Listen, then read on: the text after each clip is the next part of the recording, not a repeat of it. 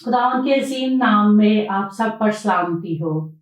आज फिर नई बात के साथ मरियम शारून हाजिर हैं।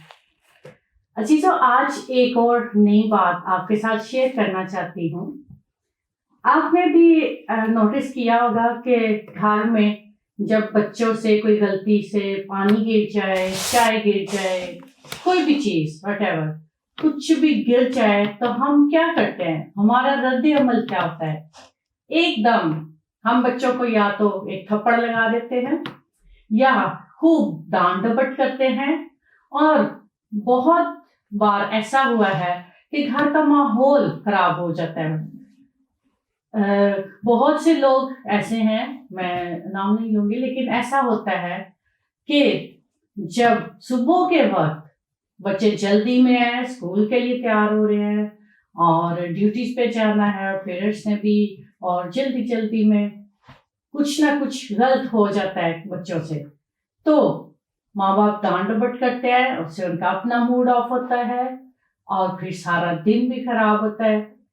तो मैं एक बात पूछना चाहती हूँ कि जब बच्चे से कोई चीज टूट जाए, कुछ गिर जाए अचानक से, तो उसको तो हम डांट देते हैं, उसको मारते भी हैं, लेकिन जब आपसे कोई चीज टूट जाए अचानक, किचन में बर्तन धोते हुए, काम करते हुए, खाना बनाते हुए या सर्व करते हुए आपसे जब कोई चीज गिर जाए, टूट जाए, तो आपको कौन डांटता है? आपको कौन थप्पड़ लगाता है? कोई भी नहीं। यकीनन हम कहते हैं ओहो, गिर गया, टूट गया। यहाँ पर एक नई बात सोचने वाली है कि हम जिस तरह से अपने आप से हम कहते हैं कि हमें कोई डांटे ना, तो हम बच्चों को भी उन नुकसान पर हम उनको ना डांटे। मेरा मकसद ये हरगिज़ नहीं कि हम बच्चों की तरबियत ना करें।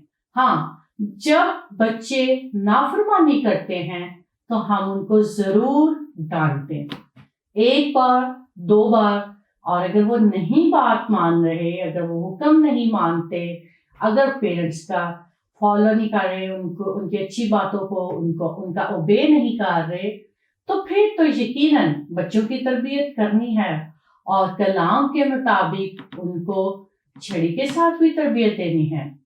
लेकिन जब अचानक गलती हो तो फिर क्या करना है? क्या हम बच्चों को गुस्सा नहीं दिला रहे उस वक्त पर जब उनसे बाय चांस कुछ नुकसान हो जाए?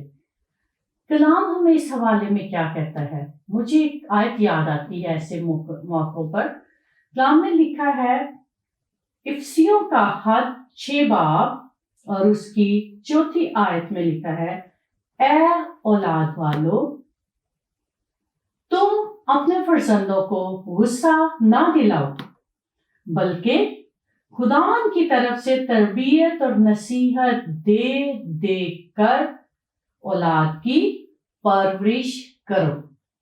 तो ये जरूर आप सोचिए कि जब ऐसा मौका होता है तो हमें क्या करना है। बहुत शुक्रिया। खुदा हाफिज।